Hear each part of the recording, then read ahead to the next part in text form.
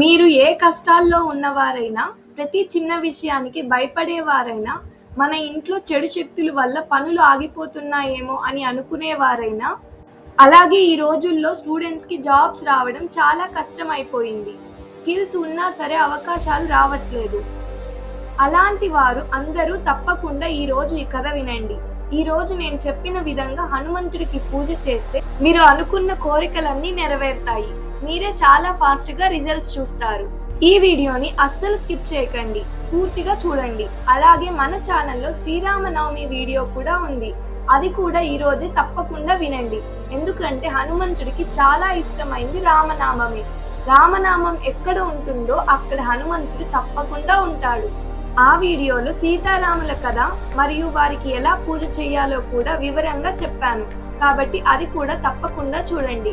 ఇప్పుడు మనం తెలుసుకుందాం, హనుమాన్ జయంతి ఎందుకు జరుపుకుంటారు, ఎలా జరుపుకోవాలి, ఎలా పూజ చేస్తే హనుమంతుడి అనుగ్రహం మనకు కలుగుతుంది, వీటన్నిటిని ఈ వీడియోలో పూర్తిగా తెలుసుకుందాం. పూర్వం స్వర్గలోకంలో ఒక అప్సరస ఉండేది. ఆమె అసలు పేరు కుంజికాస్తల. ఒకరోజు ఒక మహర్షి గాఢ తపస్సులో ఉండగా ఆమెకు తెలియకుండా ఆయన తపస్సును భంగం చేసింది. దాంతో కోపగించిన ఆ మహర్షి, నువ్వు భూలోకంలో వానర స్త్రీగా జన్మించాలి అని శపిస్తారు. ఆ శాపం విని ఆమె చాలా బాధపడుతుంది. వెంటనే మహర్షిని క్షమించమని వేడుకుంటుంది. అప్పుడు ఆ మహర్షి శాపాన్ని కొంత మాత్రమే తగ్గించగలం అని చెప్తారు. నువ్వు భూలోకంలో మహావీరుడికి తల్లిగా అవుతావు అని చెప్తారు. ఆ తర్వాత ఆమె భూలోకంలో అంజనాదేవిగా జన్మించింది. ఆమెను వానర రాజు కేసరి వివాహం చేసుకున్నారు. అంజనాదేవి చాలా భక్తితో పరమేశ్వరుణ్ణి ప్రార్థిస్తూ ఒక గొప్ప సంతానం కోసం తపస్సు చేసింది. అదే సమయంలో అయోధ్యలో దశరథ మహారాజు యజ్ఞం చేశారు. ఆ యజ్ఞంలో వచ్చిన పవిత్రమైన పాయసం వాయుదేవుడు అంజనాదేవికి అందించారు. ఆ పాయసం తిన్న తర్వాత దైవశక్తితో అంజనాదేవికి గర్భం వచ్చింది. తర్వాత అపారమైన బలం, అచంచలమైన భక్తి, అసాధారణమైన శక్తి కలిగిన శ్రీ ఆంజనేయ స్వామి జన్మించారు. చాలా మందికి హనుమంతుడి అసలు పేరు తెలియదు. అందరూ ఆయన్ను ఆంజనేయ స్వామి, హనుమాన్, వాయుపుత్రుడు, రామదూతుడు అని పిలుస్తారు. కానీ ఆయన అసలు పేరు మారుతి. మారుత అంటే గాలి, అంటే వాయుదేవుడు. వాయుదేవుడిని మారుతుడు అని కూడా అంటారు. అందుకే వాయుదేవుని కుమారుడు కాబట్టి ఆయనకు మారుతి అనే పేరు వచ్చింది. మారుతి అనే పేరు స్వయంగా వాయుదేవుడే హనుమంతుడికి పెడతారు. ఇప్పుడు మనం హనుమాన్ జయంతి ఎందుకు జరుపుకుంటారో తెలుసుకుందాం. అలాగే ప్రతి సంవత్సరం హనుమాన్ జయంతి 2 సార్లు ఎందుకు జరుపుకుంటారో కూడా తెలుసుకుందాం. చైత్ర మాసంలో పౌర్ణమి రోజున వచ్చే హనుమాన్ జయంతి, అంటే ఏప్రిల్ 2వ తేదీన వచ్చే హనుమాన్ జయంతి నిజానికి హనుమాన్ విజయోత్సవం. హనుమాన్ విజయోత్సవం అంటే శ్రీరాముడికి దూతగా ఉండి తన రామభక్తిని నిరూపించుకున్న రోజు. హనుమంతుడు సముద్రాన్ని దాటి అశోకవనంలో సీతమ్మ తల్లికి ధైర్యం చెప్పి రాముడికి సీతమ్మ లంకలో ఉందని తెలిపిన రోజు ఇదే. హనుమంతుడికి రాముడంటే అపారమైన భక్తి. ఆ భక్తితోనే సముద్రాన్ని కూడా దాటారు. రాముడు తన సోదరుడు లక్ష్మణుడికి ఏమవుతుందో అని బాధపడుతున్నప్పుడు సూర్యోదయంలోపు వెళ్లి సంజీవిని తీసుకురావడానికి బయలుదేరాడు. సంజీవని ఏది అనేది అర్థం కాక సమయం వృధా అయిపోతుందని పర్వతాన్ని మొత్తం తీసుకొచ్చారు. హనుమంతుడు తన బాల్యంలోనే సూర్యుడిని పండు అనుకొని తినడానికి ప్రయత్నించిన మహావీరుడు. అలాంటి హనుమంతుడి విజయోత్సవంగా చైత్ర పౌర్ణమి రోజున జరుపుకుంటాం. కానీ ఉత్తర భారతదేశంలో అంటే నార్త్ లో ఈ రోజునే హనుమాన్ జయంతిగా జరుపుకుంటారు. ఆంధ్రప్రదేశ్, తమిళనాడు, కర్ణాటక, తెలంగాణ రాష్ట్రాల్లో మాత్రం హనుమాన్ జయంతిని వైశాఖ శుద్ధ దశమి రోజు అంటే మే 12న జరుపుకుంటారు. తెలుగు రాష్ట్రాల్లో అంజనాదేవి, కేసరి మహారాజులకు హనుమంతుడు వైశాఖ శుద్ధ దశమి రోజున జన్మించారని నమ్ముతారు. ఇప్పుడు ఏప్రిల్ 2న వచ్చే హనుమాన్ విజయోత్సవాన్ని ఎలా జరుపుకోవాలి, ఎందుకు జరుపుకోవాలో తెలుసుకుందాం. మన అందరికీ తెలిసిందే, హనుమంతుడు ధైర్యానికి, పరాక్రమానికి, శక్తికి ప్రతీక. ఆ స్వామిని పూజించడం వల్ల భయం తొలగిపోతుంది, చెడు శక్తులు దగ్గరికి రావు. స్వామిని తలుచుకుంటే చాలు, వెంటనే మనల్ని అనుగ్రహిస్తారు. ఎందుకంటే ఆయన చిరంజీవి, ఎప్పుడు మనతోనే ఉంటారు. హనుమంతుడు రామనామం ఎక్కడ వినిపిస్తే అక్కడ ఉంటారనేది 100% నిజం. మీరు అనుకోవచ్చు, మేము రామనామం చెప్తున్నాం, స్వామి కనిపించలేదు కదా అని.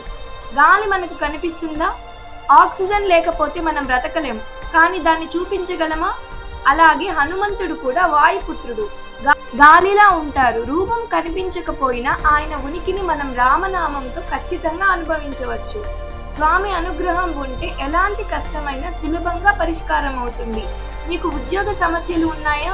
పెళ్లి సమస్యలు, డబ్బు సమస్యలు, ఎన్నో సంవత్సరాలుగా పరిష్కారం కాని సమస్యలు అన్నిటినీ ఆయన తొలగిస్తారు. కానీ మనం చేయాల్సింది ఒకటే. ఈ హనుమాన్ విజయోత్సవం రోజున ఉదయం లేచి తలస్నానం చేసి హనుమంతుడి ఫోటోకు పూలతో అలంకరణ చేసి దీపం వెలిగించాలి.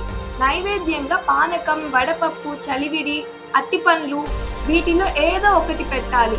హనుమంతుడికి తమలపాకులు అంటే చాలా ఇష్టం కాబట్టి తమలపాకుల మీద జై శ్రీరామ్ అని రాసి వాటితో దండ కట్టి స్వామికి సమర్పించాలి. మీ దగ్గరలో ఉన్న హనుమాన్ ఆలయానికి వెళ్ళండి.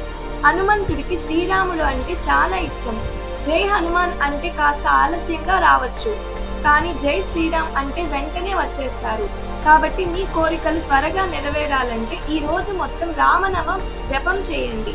ఉపవాసం చేయగలిగిన వారు ఉపవాసం చేయండి, చాలా మంచిది. హనుమంతుడికి ఏప్రిల్ 2 నుంచి 41 రోజుల పాటు దీక్ష చేస్తే మే 12న పూర్తవుతుంది. ఈ దీక్ష వల్ల మీరు జీవిత పాఠాలు నేర్చుకోవచ్చు. నియమాలు పాటించడం వల్ల మీ మనసు, శరీరం మీ నియంత్రణలో ఉంటుంది. నిజంగా యుద్ధం గెలవడం అంటే ఏంటో తెలుసా? మన మనసును గెలవడమే. మన మనసు కంటే పెద్ద రణభూమి ఇంకేదీ లేదు. ఇది అవసరమా? వాళ్ళు ఏమనుకుంటారో, మనం ఓడిపోతాం అని మన మనసు ముందే మనల్ని ఓడిపోయేలా చేస్తుంది. ఎవరు తమ మనసును గెలుస్తారో వారు జీవితాన్ని ఖచ్చితంగా గెలుస్తారు. మనసును నియంత్రించడానికి చేసే దీక్షనే హనుమాన్ దీక్ష. ఈ దీక్ష వల్ల మీరు చాలా త్వరగా మీ కోరికలు నెరవేరడం, సమస్యలు స్వయంగా పరిష్కారం అవ్వడం మీరే చూస్తారు. మీరు హనుమాన్ దీక్ష 41 రోజులు చేయలేకపోయినా కనీసం 11 రోజులు హనుమాన్ సంకల్పం చేయడం చాలా మంచిది. రేపటి నుంచి కరెక్ట్గా 11 రోజుల పాటు హనుమాన్ సంకల్పం చేయండి. ఈ సంకల్పం చేసేవారు కొన్ని నియమాలు తప్పనిసరిగా పాటించాలి. మొదటిగా ప్రతిరోజు ఉదయం బ్రహ్మ ముహూర్తంలో లేయాలి. తలస్నానం చేయాలి. శరీరం, మనసు పవిత్రంగా పెట్టుకోవాలి. హనుమంతుడి ఫోటో లేదా విగ్రహం ముందు దీపం వెలిగించి పూజ చేయాలి. ప్రతిరోజు జై శ్రీరామ్ నామాన్ని జపించడం చాలా ముఖ్యం. కనీసం 108 సార్లు అయినా రామనామం జపించండి. హనుమంతుడికి రామనామం ఎంతో ప్రియమైనది కాబట్టి ఇది తప్పకుండా చేయాలి. ఈ 11 రోజులు వెజ్ ఫుడ్ని మాత్రమే తీసుకోవాలి. నాన్ వెజ్ని, మద్యంని దూరంగా ఉంచాలి. ఉల్లిపాయ, వెల్లుల్లి కూడా తినకుండా ఉండటం చాలా మంచిది. బ్రహ్మచర్యం పాటించాలి. కోపం, అసూయ, ద్వేషం ఎవ్వరి మీద చూపించకూడదు. ఎవరితోనైనా మృదువుగా మాట్లాడాలి, సాఫ్ట్గా ఉండాలి. ఎవరికి హాని చేయకూడదు. ప్రతిరోజు హనుమాన్ చాలీసను 11 సార్లు చదవాలి. దండకం కూడా చదవచ్చు. వీలైతే సమీపంలోని హనుమాన్ ఆలయానికి వెళ్లి స్వామిని దర్శించుకోండి. ఈ 11 రోజులలో సాధ్యమైనంత వరకు ఉపవాసం లేదా నియమితమైన తిండిని తీసుకోవడం చాలా మంచిది. శనివారం మరియు మంగళవారం రోజుల్లో స్టార్ట్ చేయండి. శనివారం, మంగళవారం రోజుల్లో ప్రత్యేకంగా పూజ చేయాలి. నిద్రపోయే ముందు కూడా ఒకసారి రామనామం జపించి ఆ రోజు చేసిన తప్పులు ఉంటే స్వామిని క్షమించమని ప్రార్థించండి. ముఖ్యంగా ఈ సంకల్పం చేసే సమయంలో మనసును నియంత్రించుకోవడం చాలా అవసరం. చెడు ఆలోచనలు రాకుండా చూసుకోవాలి. మంచి ఆలోచనలు, భక్తి, శ్రద్ధతో ఈ 11 రోజులు గడిపితే స్వామి అనుగ్రహం తప్పకుండా లభిస్తుంది. ఈ నియమాలను నిజాయితీతో పాటిస్తూ హనుమాన్ సంకల్పం చేస్తే మీ కోరికలు నెరవేరడమే కాకుండా మీ జీవితంలో శాంతి, ధైర్యం, సంతోషం పెరుగుతాయి. మీకు, మీ కుటుంబ సభ్యులందరికీ హనుమాన్ విజయోత్సవ శుభాకాంక్షలు. మీపై హనుమంతుడి శక్తి ఎల్లప్పుడూ ఉండాలని కోరుకుంటున్నాను. మీ ఫ్రెండ్స్కి కూడా ఈ వీడియోని తప్పకుండా షేర్ చేయండి. వారికి హనుమాన్ విజయోత్సవం, హనుమాన్ జయంతి యొక్క తేడాని తెలియజేయండి. ఎప్పట్లాగే వీడియోని లైక్ చేసి ఛానల్ను సబ్స్క్రైబ్ చేసుకోండి. తప్పకుండా కమెంట్ సెక్షన్లో జై శ్రీరామ్ అని రాసి హనుమంతుడి ఆశీర్వాదాన్ని పొందండి.